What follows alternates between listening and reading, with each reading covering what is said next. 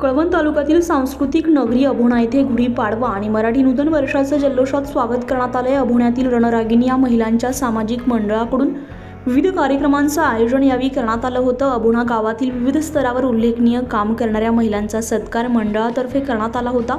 गोरगरीब आदिवासी जनतेला आरोग्याबाबत वर्षानुवर्ष सवलतीच्या दरात सेवा देणारे डॉक्टर जंगम यांचाही सत्कार रणरागिणी ग्रुपतर्फे करण्यात आला आहे। गुढीपाडव्याच्या सायंकाळी महिलांच्या बाईक रॅलीचं आयोजन करण्यात आलं होतं।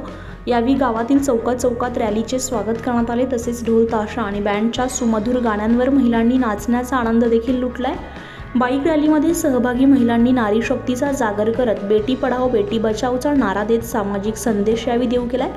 मराठी नूतन वर्षाचं अभिनव पद्धतीने स्वागत केल्यामुळे अभोण्यातील रणरागिणी ग्रुप महिला सदस्यांचं परिसरातून कौतुक होतंय। उत्तर महाराष्ट्र लाईव्हसाठी प्रतिनिधी चेतन हिरे, कळवण।